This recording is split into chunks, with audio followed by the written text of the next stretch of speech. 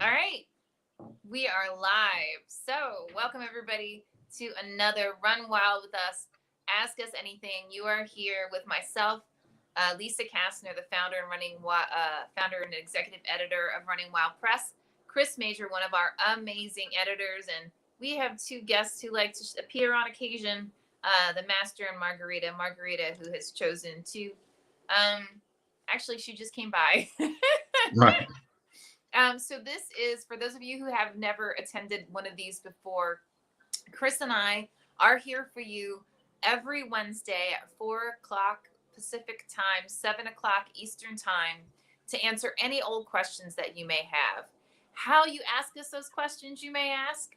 It's really easy. All you do is you pop them in the comments section, and then we will respond to your questions accordingly.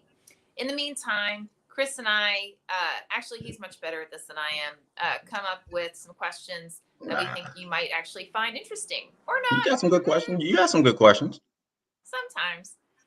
If you are watching this and it is not a Wednesday between 4 p.m. Pacific time and 5 p.m. Pacific time, this isn't a big deal. Just go ahead and pop your questions in the chat because we always go back and check and see what you guys have asked. So, before we start, I want to put out there we are in the middle of changing distributors. So what that means to you is if you go online and you want to buy one of our ebooks, they may not be available for a couple of days because one distributor has to cut off having it available while the other one is making it available. So there's a little bit of lag there. You should not have a problem with paperback because most of the retailers that we have worked with through the previous distributor, they still have books available. If they are not available, not a big deal. Just go ahead and place an order and you can go ahead and pick it up. So that was the big news that I wanted to make sure I shared. I've gotten several emails about it, so I just wanted to make sure you guys Okay. knew. So, okay, with that, I am going to actually ask Chris a question. Okay. All right. So what do you like or love most about being an editor? Well, when you're an editor, it's like getting a book for free. Like going if you were to go to like the bookstore and get a book for free and you get to read it and all that stuff like that. So it's nice, especially stuff that's not already out. I guess you get first look at it. What do I hate? I wouldn't say I hate it, but it's really hard to juggle the time it takes to like edit and then get to your own writing. So every day you have to kind of make a commitment which one you're going to do more, work on more or less or whatever. So yeah, but that's it. But yeah, I like the fact that you get to so it's like getting a book for free. You get to read it and you've read it and it's nice. Cool. Nice. All right. Yep. Do you have a question for me? I do. Oh, I didn't pull my. Oh, I got my boom, boom. Or I can Okay, keep pummeling you. I wrote them down. I handwrite some stuff. Okay. Smart. Yeah, helps me remember better than like digitally. Mm. Okay, so considering it's Equal Pay Day, um, for a holiday for that acknowledges that women do not receive the same pay that men do for the same jobs. Um, I have some questions that I kind of wanted to ask to honor the day. Okay. So the first one is, geez, was there a woman writer that you read at any point, like when you were younger, as like a kid, teenager, or something that you said, I want to do this? The first woman writer I remember reading that I got obsessed over was Anne Rice. Okay. And it was Interview with a Vampire. And the only thing that was annoying was that she repeats a lot. Uh-huh. So I found myself skimming, but the skimming sections just because she uses the exact same descriptions over and Yeah. over and over and over again. And it's like, okay, I got it the first time. You know what? Sorry, I'm gonna cut you off. I'm finding myself in a place like that with my writing. Like it's starting to get repetitive. So that's interesting that you say that though. That's all. I didn't mean to interrupt. Sorry. Go ahead. No. I think we all do that though.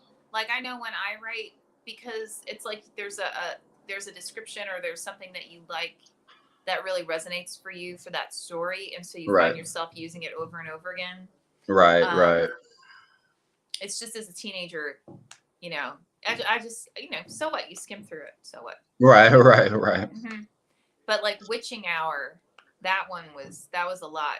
I mean, I loved I literally, after I read Interview with the Vampire, I then just dove in and kept reading Right. her stories. But like that's um like The Scarlet Letter is a classic. It is a classic. Yeah. And the first time I saw the author interviewed, I was like, oh my God. Not only is she a brilliant writer, but she's like a brilliant human being and incredibly funny because she's a Right. very dry, sarcastic. So, Yeah. yeah. That's cool. That's cool. How about you? Um, I it was rap that made me say I wanted to do this. But as far as women writers, I brought her up before. Sister Soldier. She has a book called The Coldest Winter Ever, where she wrote from this first person perspective from this girl. And that's, I remember I told you that was the book that I read in one day. And similarly to you, I kind of dove in. And what she did was all the kind of key characters in that first book, The Coldest Winter Ever, she wrote a book about them and gave them their own book from their perspective. And I thought that was really cool, almost like a little franchise kind of thing. But I thought it was really cool that she did that. And some of them are bigger than others, but it's definitely, yeah, Sister Soldier is somebody who, it's like the creative thing, like the getting your wheels spinning on, yeah, just ideas about how you can go about telling a story. Because The Coldest Winter Ever is kind of a story, but you could legitimately put all her books with those characters together if you organize them right.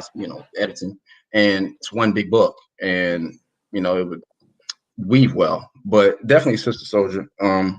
And I think Zadie Smith is a excellent essayist, Mm-hmm. and I like she's really good, and I really like writing essays, and she's somebody who definitely impacted me a lot, especially a couple years ago.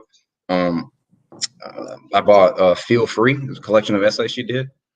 She had this one chapter about libraries that was really, I don't know, it's like a boring, I won't call it boring, we're writers, but it was just like libraries, kind of what was happening to them in England and everything like that. And she just presented it in a way that I cared about, the library, because a lot of people don't use the library these days. Mm-hmm. Which is At least not that yeah.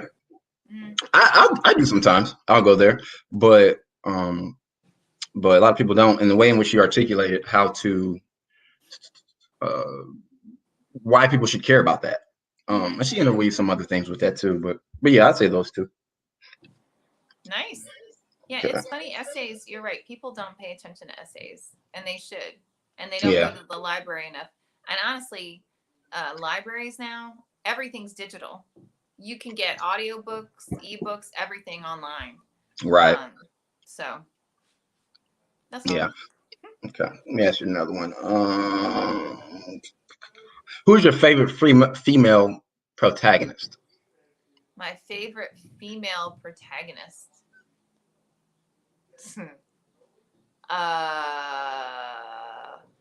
Wow. That's a really, I know this doesn't sound right, but that's a really hard question. Because I immediately go to like films. Right. You know what I mean? Well, yeah, and I was going to ask that as part of one of the other questions I was going to ask too. Film counts because they're screenplays, so film counts too. What was the Mockingjay? Hunger Games. Hunger Games. Yeah, I mean, I thought she was pretty cool. Yeah, she was. Katniss Everdeen, I think was her last name. Katniss Everdeen. Yeah. And, I was gonna read the books, but I did. I saw the films, and I had a professor. She kind of tainted it for me, and it's my fault. I'm old enough now. I shouldn't have. I should go back and read the books, but she kind of bashed like the book. She didn't like the writing in it, which I don't know. She's a writer, so I think that was kind of a little bit of hate going on there. She didn't hate her, but a little bit of kind of throwing some salt on her stuff. But yeah, that's good. Katniss Everdeen. For me, we're talking film. I don't want to talk film. It's hard. Famous. Anything. Anything? Jeez. Okay. I can't remember her name. God, give me a second. Oh, that is hard. There's a lot of people I like, but I don't know. Let's say, geez, protagonist. I'm having a thing. I'm having a thing about Right? that. Well, Yeah. the brain goes. I guess that means, honestly, maybe there's just not enough of them. I think honestly, like being created and produced and put out there for us, that could be very much the thing. The fact we have to Right. comb through this so much, just to find somebody. Yeah. I mean, like because I first went to like right now I'm reading Godless by Peter Houghton, and there's a female character in it, but she's not significant. Yeah.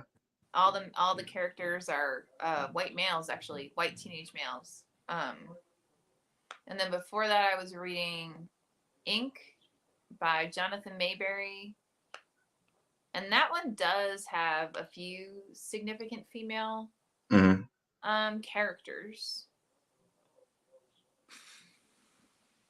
Oh. I mean, Patty Cakes is she's a really interesting female protagonist. I don't know if you could call her a primary character though. She's like a very strong secondary character that's in all the like in that story grouping, you know. Yeah. I think if I had to choose somebody, and this is gonna be weird, Piper from Orange Is the New Black, I think, my favorite protagonist. Oh, I would hilarious. say. Yeah. I've never seen Orange Is the New Black. What? No. Oh, it was a thing. It was a thing. It was a big phenomenon for a while. Like, here's my issue when I watch shows like that. It's like, if the series isn't already complete and then I binge and then I have to wait like a year for a new season, I don't care about it anymore. Like, I've moved on. I'm on to watching something else. Oh, got it. The only thing I wasn't like that with was Breaking Bad and Power. It was a show on Stars, but I binged Breaking Bad. Like I just watched them all over the course of I don't know a couple weeks or something like that. Yeah, that's cool. Yeah, Breaking Bad is I think it's one of the greatest American TV shows we've ever had by far. One of the greatest. Yeah, it's. I'm talking up there in my opinion with Seinfeld. I think you know. John Hardick says Sigourney Weaver in the Alien films. I have to agree with that. Okay. She was. I've never seen those. I'm a punk when it comes to like horror like that. So I haven't seen that, but I know she is. I know her face. Back to Breaking Bad though.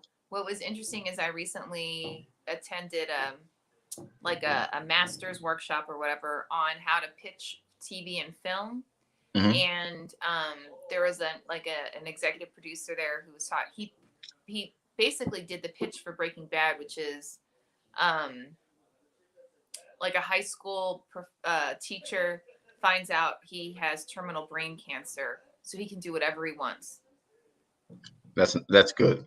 It's like a no holds barred kind of thing. And I I'm like, that had to have been the pitch, because then your brain starts going, wait, okay, so you've got someone who's really smart, who's lived a very modest life, right? Now he can just, do whatever he wants. He's got nothing to lose. Nothing to lose. I was like, that probably was the pitch too, right? Yeah. Yeah, that's the first thing that comes to my head. There's a guy, nothing to lose. What happens when a guy has nothing to lose? He goes and starts a meth empire, I guess. Well, I don't know that I do. Well, so what would you do? Like, what would you do if you found out you had terminal something? I don't know.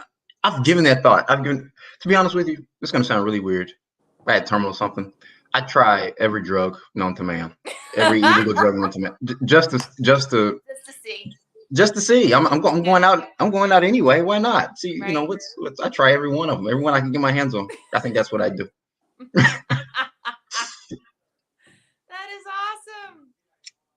I would travel the world, and then I'd go and I'd just do everything. You know what I mean? Yeah. Just to see. Yeah, just to lay eyes on stuff you never seen. But even places you didn't think you wanted to go. You'd see places. Travel is good. I haven't traveled a whole lot, but when I do, I'm always like, mesmerized it even within the country. Like one corner of a place is so different from like its neighboring place or even another corner of a place, and it's architecture and the way roads are built and like all that stuff. It's I don't know. I think a lot of people. I know a lot of people who travel and they go to like I don't know, spend money and do something. When I say spend money, like just do tourist things. But when I do, I like to go and sit at the coffee shop everybody goes to who lives there, or um, go to the restaurant, the local spots, not like a like the diner. yeah, like a diner. Let's go sit and watch people. I'm a huge people watcher. I yeah, I'll put my headphones in, right? So people don't think I can hear them, but I won't be playing anything. Oh. Just listen. I just listen and watch people and look around and kind of see what I notice. Use it to write about. So, cool. yeah. I like that. Yeah, I had a friend who told me to do that once. I was in a writing rut, and he was like, "Just go somewhere and like Just sit and hang out." So, nice. so yeah. Cool. Okay. All Your right. turn. One of your questions. Is there anything about writing? You already answered the editing part, but is there anything about writing that you hate? That I hate. When I finish the piece. Really? Yeah, because the fun is in working it out. And when you finish it, you want to send it out, get published, but yeah, I like working it out and editing and rewriting. And once it's done, it's like it's dead, kind of. You just send it out and it's over. And you never, you don't. Under most circumstances, you don't change it. You don't, it's just what it is. It's dead, not dead, but you get what I mean. It's done. Yeah. So my favorite is kind of, or the way I write. Like I'll write a paragraph, and when I edit, I'm gonna put her in her. So I write a paragraph and go through and like. I think the other day I turned a paragraph into a page, just strictly editing. Nice. And so like that process I like. And I'm a bit wordy. I'm a bit verbose when I write, so that's probably why. But that's what I do. So anyway, yeah. But hate, yeah, when it's done. What about you? What part do you hate?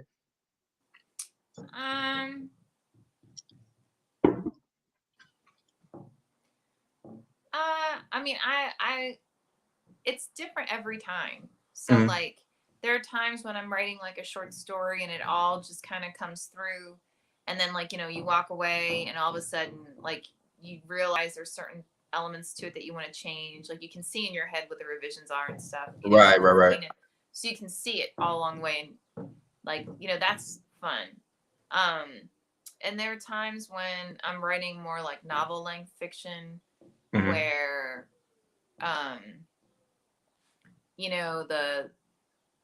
when I'm first like plotting it out, I'll hit parts where I'm like, I have no idea where this conflict could go. Right. Yeah. Geez. Yeah. Yeah. I think that's a perfect way to put it. I think I'm there. I think that's where I'm at with some stuff I'm working on. Like, geez, I don't, where do I go now? So. And like I have to step away from it, and it's almost like your brain or my brain goes, okay, well, we've been doing this for however long. It's time for you to stop. Right. And then like the second you walk away and go do something completely different, all of a sudden it's like, oh, I know what I could do with this. Right. Yeah, that happens, especially with book length projects. You put them down. That does typically help. Yeah, you put them down for a sec, go work on something else, read while you're working on something else, and then you come back and it's kind of the well is kind of filled back up a little bit. I think Hemingway said something about that. Like he said, you should never write until the well runs dry. You got to always leave something in there. But I do not live by that. Just because he said it, I do not live by that. I want all of it out. I want all of it, and I'll let it refill when it refills. But that's what he said. So it's pretty. Yeah, I don't know. I know people who like once, to your point, they get something published and then they're really upset because they feel like it wasn't done, but they didn't know it wasn't done. You know what I mean? Like they thought it was done, and then when they went back and looked at it 6 months, a year, 10 years later, they were like, "Oh my god!" But I don't. No. I got my first publication in January 2019. I can't make it through that essay. I can't. For the reason that you just said. You go back to it, it's like, geez, I wrote that, and now it's like out there, immortalized and stuff. So, yeah, I know that feeling, kind of working on something, and yeah, geez, yeah, that reminded me. I hate that essay, but it's out there now, so there's nothing I can do. I mean, I think it's just because I came from a journalism background, and in journalism, it's like you have an assignment, you got a deadline, you go, you get it done, and then like once it's done, once it's submitted, boom, right? Like, Yeah, not that's it, because there's always edits to be made or whatever, but it's just like, okay, on to the next project. So. right. Yeah, so that's pretty cool. That's me another one. Ask you another one. All right. Mm-hmm. If you could call yourself a super fan for something, what would it be? There's this painter whose stuff is really good.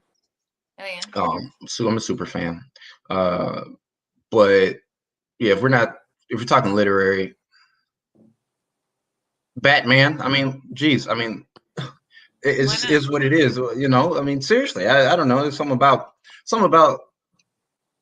I don't know, that franchise, that story arc, like all of that. There's just something about it that I don't know. I like a lot. Super fan, definitely of Batman. What about you? Oh, I go through phases. Like I've gone through phases when I was like a super fan of an artist, and then sometimes I'll find an author, to your point, and I'll just like binge read anything I can find. I'm not a super fan of anybody right now. Yeah, I get that. Yeah, but like same thing like with Breaking Bad. Like I was a super fan for a while just because it was like, oh my god, I have to watch, everything. And half the time, it's all you talk about while you're in that kind of thing. I think for me, I'll say Batman. Really, I've been on a Steve Jobs. I've been studying Steve Jobs like nobody's business. I've seen the films. I read his biography by Isaac Jacobson in college. I thought it was pretty good. I got a really good insight to it. It really motivated me because I'm like, I got the same brain this guy has. He was weird. People don't like Steve Jobs was quirky. He was really weird. He wasn't like, and he was a dick too. And people, you try not to be that, but yeah, he was a visionary though. I think I read in there where he said the reason everything in Apple was white is because he said they didn't have the discipline to keep everything clean, that they didn't have the discipline to run a company, and that's why things at Apple were white. When they opened up their offices, and I thought that was a really good way of looking at things. The way his brain works, I like how it is. So I'm really studying him, reading that book again, seeing what I can learn. Again, I probably read more nonfiction than anything else. So. Okay. Real fast, I want to say happy birthday to John Hardick. Today is his 65th birthday. Happy birthday! So, woo! Hope you had an amazing birthday pizza celebration. I'm sure it was fantastic. So, all right, it's your turn. Okay. Do you have any writers that you just keep as your little secret that you read and you won't tell anybody? Because I asked because I have that in music where like, because it gets tainted. Like I'll listen to. This may not be applicable for books, but I'll listen to some music and I'll find an artist who's kind of authentic and genuine and they make the sound that I like. And then they get, discovered or go with the machine, that is music publishing. And then at that point, like we said, art meets business and they got to start, doing stuff that is more broad to bring in more money as opposed to making their stuff kind of how they want it. So I don't know if that's applicable for books per se, but maybe how about let's say do music even for you. How about music? John Hardy says, "Thanks, guys. Eating a slice with onions as you speak." Nice. Nice. Now I want pizza. So it's interesting. So I kind of have that in all in everything. I have it in music. I have it in art. I have it in Right. when I was a teenager in college, I worked at Tower Records. Oh, And nice. yeah, Tower Records, for anyone who's watching and you're not familiar, Tower Records was like, that's where all the in people went, like all the super music people. And then anybody who worked at Tower Records, the reason all the people who were like in the industry and like super into music went to Tower Records just because they only brought on people who were really, really knowledgeable about music. Oh, And at least at the Tower Records that I worked in, it was in the Cherry Hill Mall, or next to the Cherry Hill Mall in New Jersey. And my father was a radio personality at the classical music station, and he worked in the classical music section, and I worked in the like rock, pop, blah blah blah section. yeah. And they had a thing where, because people would come in and ask what are our, meaning the people who work there, favorite like top 10 songs or top 10 albums, and they would post it, like, lay it out. Right. And I named some band, like, Ben Folds 5 or something, I don't remember. And one of the managers came up to me and said, I give you a lot of credit for owning that you're a fan of that band in the store. Right. That's funny. So I was like, okay. Right. And that's when he went through and explained to me why, like, that was like a big deal. Yeah. Yeah. Why was it a big deal? Why was it a big deal? They're just a very popular band. But I had been listening to them since they were more indie, to your point. Right. And so I just didn't think it was like a big deal. And they had won like a Grammy. Wow. So I guess, though, at that point, they were just considered like too popular, for the crowd that came in. That came in. Yeah, yeah. It's a sad day when that happens, though, when kind of one of your favorite artists just blows up, or when they actually have to start considering money when they're working, as opposed to, that's why I think, like, I often find it's not always the case, but I often find that first albums by artists are the best, in my opinion. Mm-hmm. Like, I like Maroon 5, but they haven't made anything like Songs About Jane in a long time. It was Maroon 5. It was Maroon 5? Mm-hmm. Ah, okay. Nice. Yeah, like, right. So, Songs About Jane, that was the one that I put up, and they were like, no. Yeah. Right, yeah, probably because they want to make all these albums. Nas, the guy who made me want to be a writer, none of his music, he just won a Grammy, though, but it's not Illmatic. It's not his first one. I can go even punk, like Panic at the Disco is different. Paramore is different. Their sounds completely changed. So yeah, it's a lot of that. So yeah, with art, I don't know. But there are a lot, like, if you Google, or there used to be a lot of articles written by well-known authors who write genre about how they had written like tons of books before, and either they couldn't get picked up or they just never sold, and then they were like, F it, I'm gonna start writing thriller, or I'm gonna start writing mysteries, and they blew up. What's his name? Guy with The Godfather. It happens all the time. Yeah, Mario Puzo. He said that he wrote like 2 books, and he was like, he wasn't getting any money. He was like, forget it. And then he goes and writes The Godfather. It's ironic, though, because The Godfather, I would consider it literary, even though it's more, a lot of people consider it genre. And I was thinking today, like, who separated it? Like, at what point did that become, like, one thing become literary and another thing becomes, I don't know when that happened, but it's stupid. But excuse me, I think Mario Puzo did that. He did an interview with what's the guy who used to be on CNN? Not Larry King, but Charlie Rose. Is that his name? Oh, I don't know. Okay. Yeah, I watch a lot of those, and Mario Puzo was on there, and he just talked about the whole process about all that. And he also wrote The Godfather halfway out of desperation. He'd gotten his advance and spent it all, and the deadline was coming. So he just sat down and kind of just ran through it and stuff. So that's cool to know. But yeah. Is there another writer like that? I think Richard Ford talked about, he wrote 2 books and he was gonna quit. He was gonna quit writing. He was just gonna quit. But he said his wife wouldn't let him. So he's like, all right, I'll just write 1 more book, and if it doesn't happen, And then he goes and he writes The Sports Writer and wins a Pulitzer. So now he's, writing what he writes. But so in that vein, is there anybody who like keeps you writing? Yes, there is. There's somebody who keeps me writing. It's cheesy. It's a woman, but it's cheesy. No, it's not cheesy. Go ahead. You don't have to say the person's name. Yeah, no.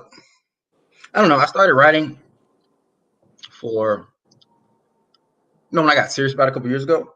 I started writing just out of vanity, I guess. I mean, it's the whole process is vain.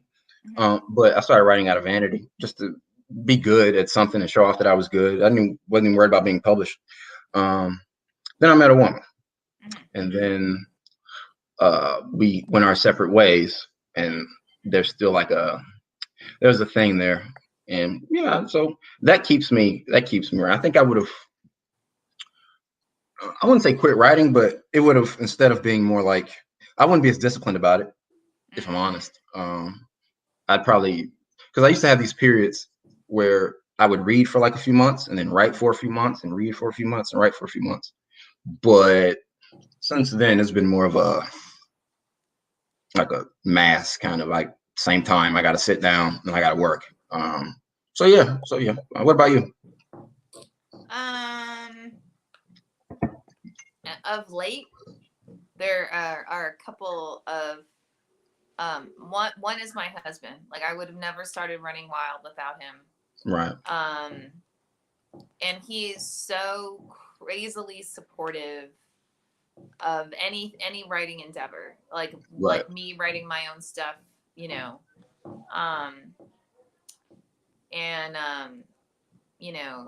like he actually sent me a note the other day. He was like, "You have no idea how proud I am of you. Like, I'm just amazed at everything that you do." Yeah. Which is like, that's a huge blessing, because there are so many people out there whose spouses or partners or whatever aren't even aware of what they do. You know what I mean? Right. But I feel the same way about him. My husband's a musician, and I swear everything he sends, I'm just like, dear God, like, how did you do that? Yeah, that's the thing. Okay, not to take it over, but that's the thing when you ask me a question about keeps writing for, it's that kind of thing. When I say super fan, like that, she's the stuff. But yeah, I wish she sold her stuff for more, her paints and stuff for more. Because like people would pay whatever price that she put on it. But it's really, it really is.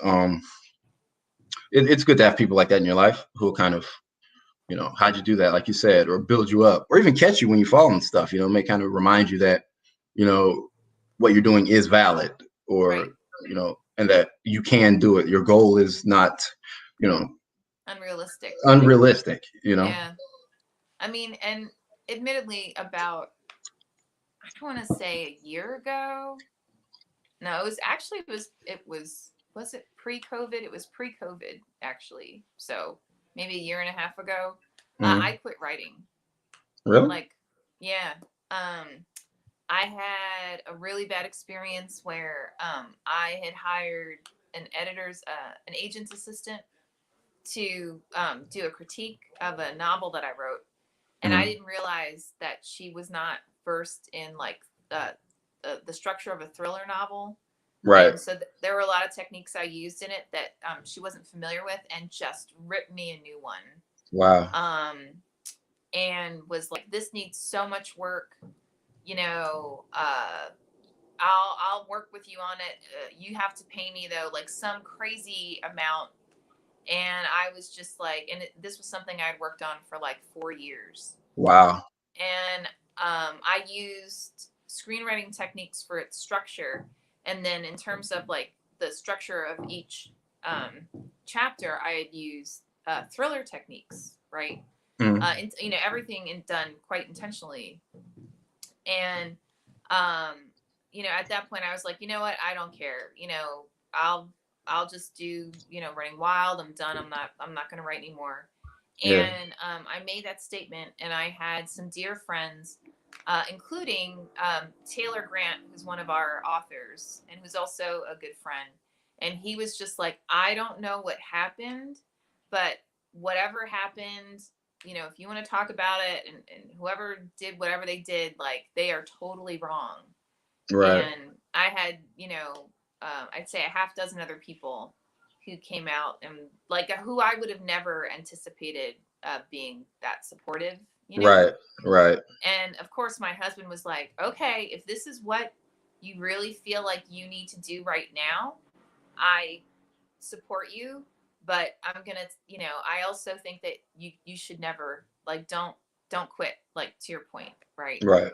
But yeah. And then it was like 6 months later, a friend came forward and was like, hey, we're going to have an open submission period for a magazine that he publishes.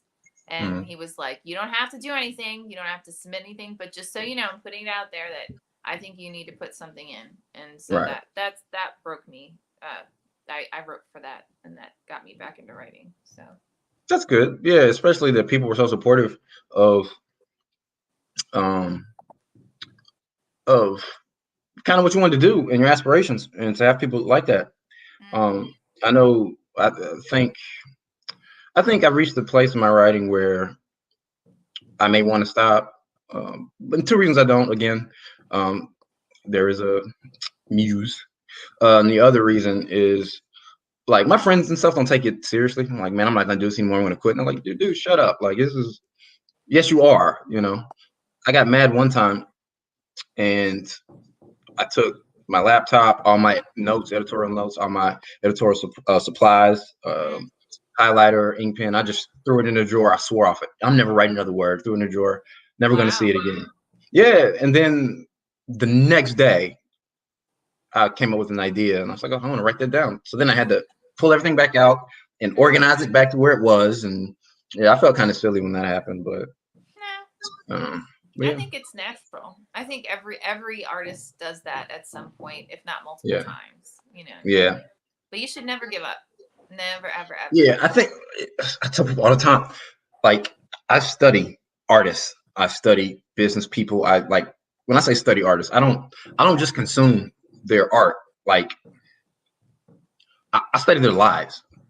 I study how they think about things. I watch interviews, read biographies, and I just kind of, and, like, a lot of people think it's a race, and it's not. Like, people race to, like, do this thing. It's not. It's a marathon. You go, and there's no, like, specific pace you have to be at. And people quit because they look up, and it's like, geez, I should be, like, no, who says, who says, and I think, quite frankly, with me, I'm a pretty ambitious guy. I think whatever artistic goal you set for yourself, it should take you the entirety of your life to achieve, because that's what's going to get you out of bed in the morning. So, and I think that's why because I did have moments where I'm like, oh, I'm never going to write again. But it's like, no, I mean, even if it takes me till I'm 80, 90, I'm going to do it. It's going to get me out of bed in the morning. One of my favorite writers, David Foster Wallace, talked about that. He said, 30, I think it was 34. He was like, he got the brass ring already. He was like, I don't, like, in an interview. I mean, really, if you kind of know about, like, mental health stuff and you watch his interview, I think that was a cry for help, because he was like, I've reached that brass ring. I haven't found the thing to get me out of bed. And I think he ended his life like 10 years later, but that was kind of the start of the decline, because he, in his estimation, got there, wherever that is, too early. And then, it's kind of like sports, right? Like kids spend their whole life from the moment they can play pee-wee playing sports, and then when they're like mid-30s, their life's work is over. So now they got to go find something else to do that gets the same enjoyment, that gets the same kind of fulfilling thing they have. The fulfillment.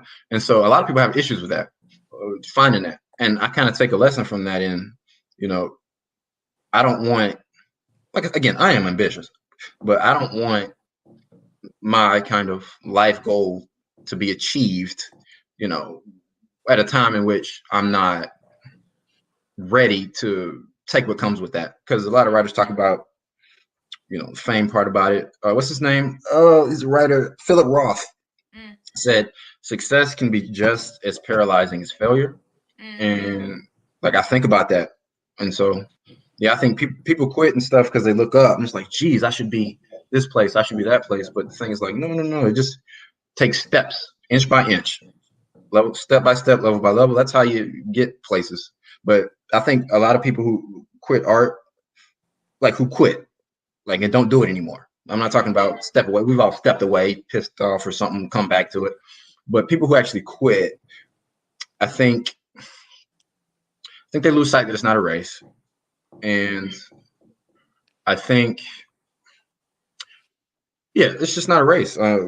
Everybody wants to get there super fast. And I don't know. Look, outside of business, my whole thing's outside of business. If you're in like art, it should take you your whole life, like to achieve what you want. It should take your whole natural life. Because I think if it doesn't, then I think if it doesn't take your natural life, and for me, if it doesn't include other people, then it's too small of a vision. So Yeah. anyway. And I think to your point, like it's not only is it not a race, it's not a competition. Right. Like, you should be focused on, not you, but Yeah. all of us, we should be focused on the quality and of our own work, right? Yeah. And making our fans happy in whatever that means, right? Right. Like my personal tenet is I want to change the world through story. Right. That doesn't have to happen once. That can happen 1,000 times. And it's not just me, right? It's right. In my mind, it's me and like a whole bevy of other people all working together to constantly, make that happen. Yeah. So, but yeah, if you feel like it's a race, or if you feel like there's some singular finish line, you'll never be happy. You'll never be happy. Yeah, because it keeps moving. And the thing you said about competition, I think, okay, so I'm a product of hip hop culture. So I look at within that culture, competition is fanned. Like it's what do you call it? It's just part of the culture. We rap battles, when they rapped on the corners when it first started, who can rap the best. But I think, inside the culture, I think you find that the competition is more of this person does a dope verse, and now it's like, oh, I gotta go back and work because I want to put one out too. It's more of a motivational thing. Right. But I do know there are a lot of art forms in which that's not the case. So I think I think for art to be competitive, there has to be like, if you're gonna look at art as a competition, there has to be some kind of sportsmanship that goes on with that, because somebody else's skill or talent does not negate yours, and people forget that all the time. People think, oh, this person is a dope writer, I can't be one. Why? Why can't you be one? Nothing to do with you, right? That's nothing to do with you. Who says you can't? Just go, just go take motivation from that thing and be like, okay, I'm gonna work hard, and even if you do make it competitive, dang, that person, they did that, they wrote it better than me. You know what I'm gonna do? I'm gonna go and I'm gonna work and I'm gonna write and use it as fuel, because people, it has nothing to do with you. My grandma has this thing. What'd she say?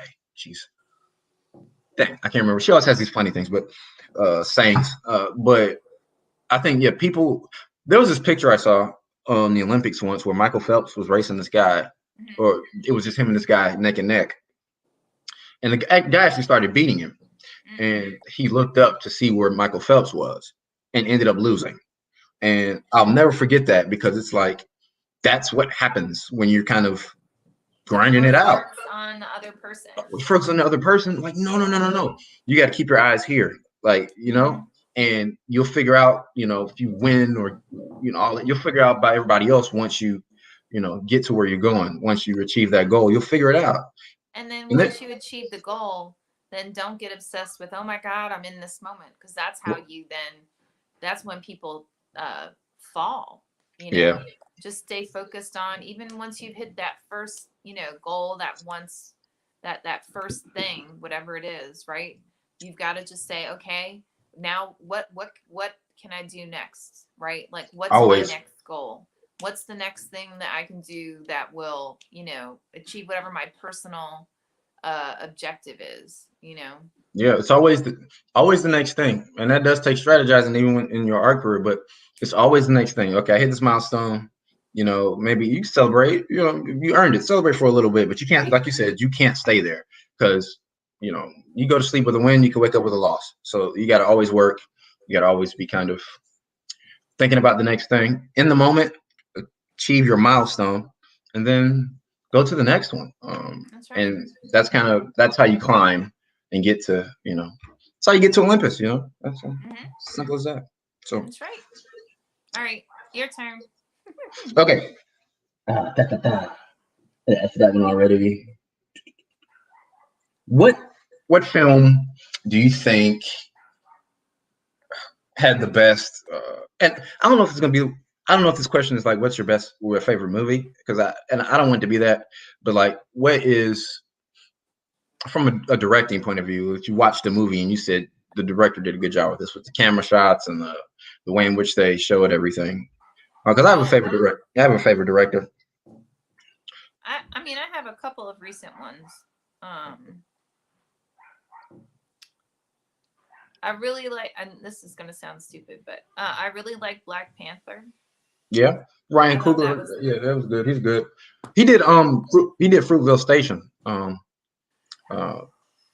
while back with Michael B. Jordan. That's just one of his first really big roles. But anyway, sorry. And then that's okay. And then Jordan Peele's Get Out and Us. I love them both. So. Yeah. Peele, yeah. I would have never thought he'd write dark stuff, considering his kind of first career as his first career as a comedy writer or whatever. But I think it kind of showed the complexity of who he is, really. But yeah, my favorite director is Christopher Nolan. Oh well, yeah. Yeah, but if it's somebody else, Regina King, geez, she's so good. I think the most recent one she did was One Night in Miami, and it was about like this fictional tale of Malcolm X, Muhammad Ali, Sam Cooke, and Jim Brown spend a night in a hotel in Miami celebrating Muhammad Ali winning the heavyweight championship for the first time, and it was nice. Like, I think it was shot well. I think Regina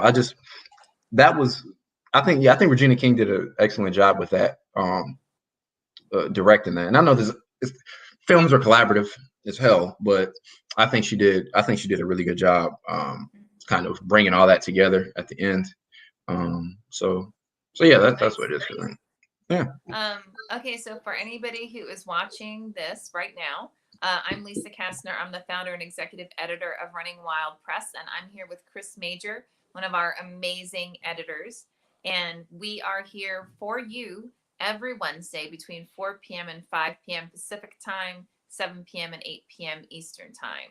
If you're watching this and it is not Wednesday between those hours, it's not a big deal. Just go ahead. If you've got any questions, toss them in the comments section. We always come back. We always check to see what questions you have, what comments do you have. So John Hardick says, any Walter Hill film. Walter Hill. Yeah, I don't know what film. I don't know what this film. Let's look. Yeah, name some films. I'm looking them up now.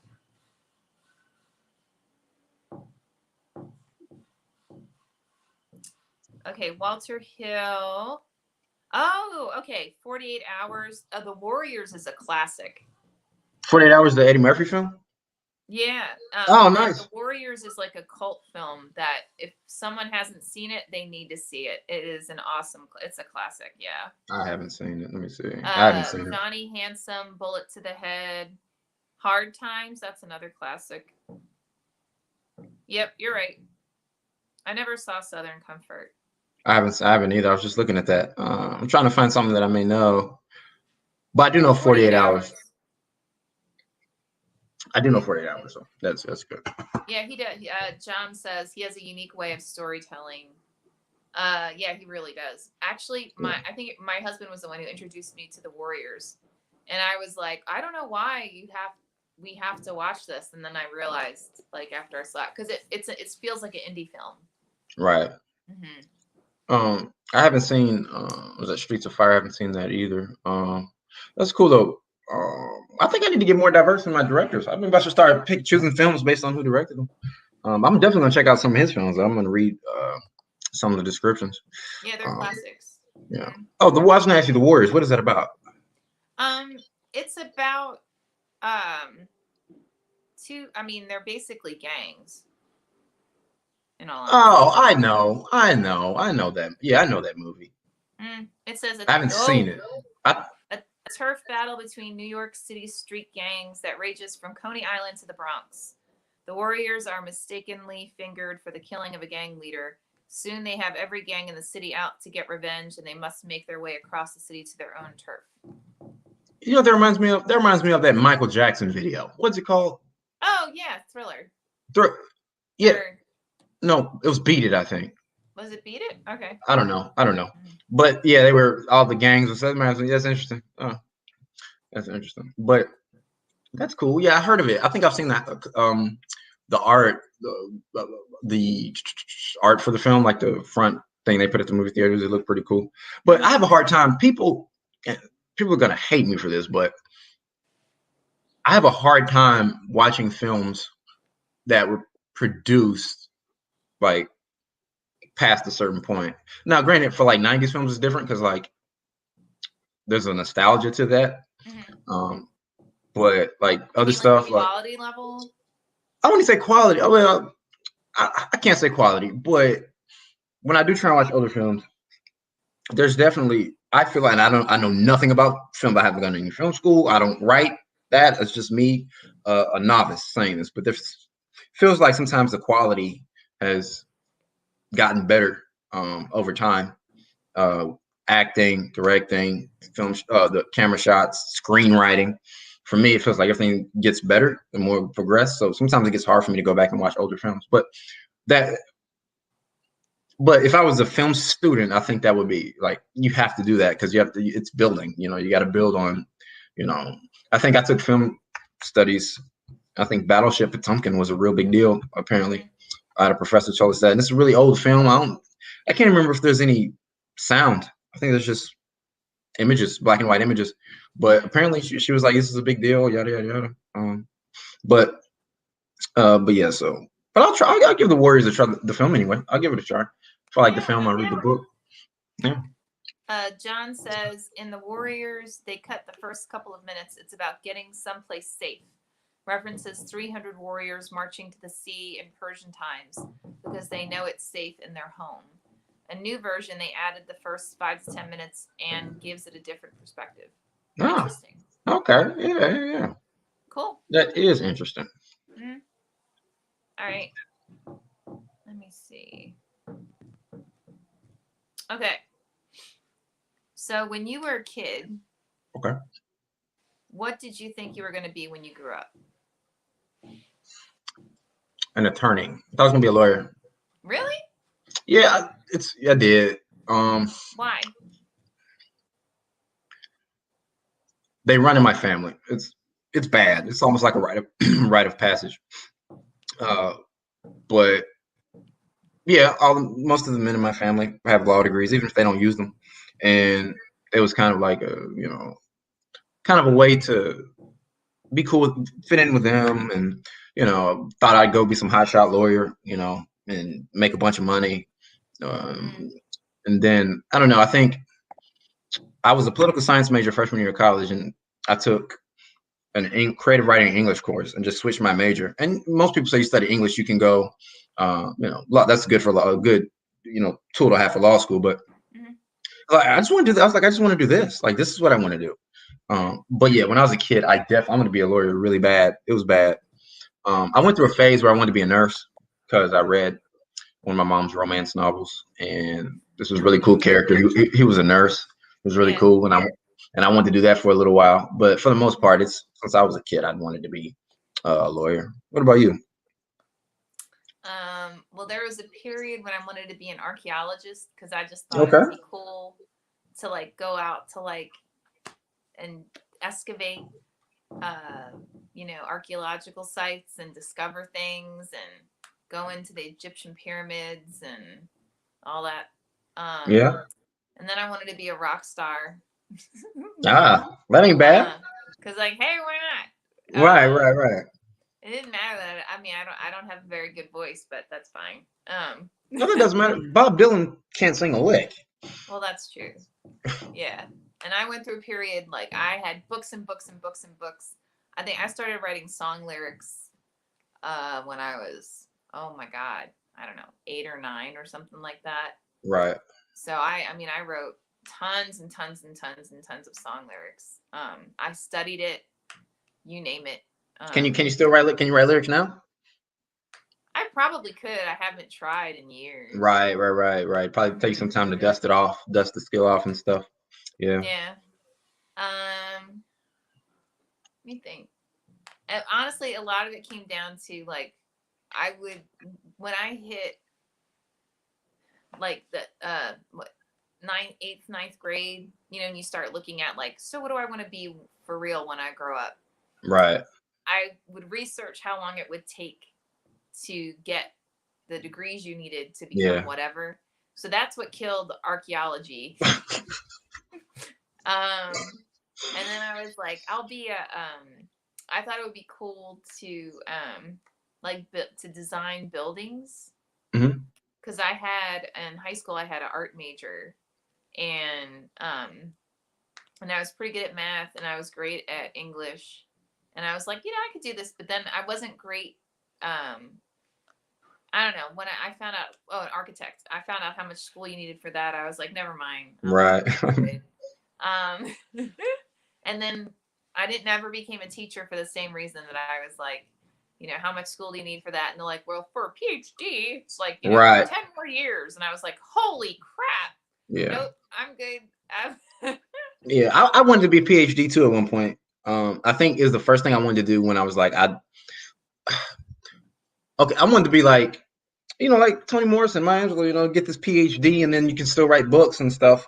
So I wanted every degree possible. I remember telling the professor that once, like all of them, I want them all. But then you start to realize, like, man, this is a long time to be in school. And then I had a professor tell me she felt like she was in like the 17th grade, like when she was getting her PhD, kind of. And the way she put it like that made me like, ooh, I don't want to. That's a long time. Right. Yeah. And I mean, the people, I have friends who got a PhD because some who were passionate about it. And then I had others who were just like, I want the summer off. Right. Right. And I was like, really? Like, that's why? It's not bad. I mean, people get that, get some off, and then there's flexibility. Well, from what I've learned, from my perspective, what I see, there's a little bit of flexibility when you're in your field. Just saying what you want. You do get the summers, you get the winters, and heck, you only have to teach 3 days out of the week or something like that, or maybe more. I don't know, maybe more. But there's a lot of flexibility with that. That's another reason why I wanted to get a PhD too. Kind of the flexibility that you have with your schedule, but. Yeah. I mean, now I've got 2 MFA. I have an MFA, an MBA. So I'm only a couple of years off. I may as well have just gone ahead. Right. Just done it, but no. What would you have gotten a PhD in?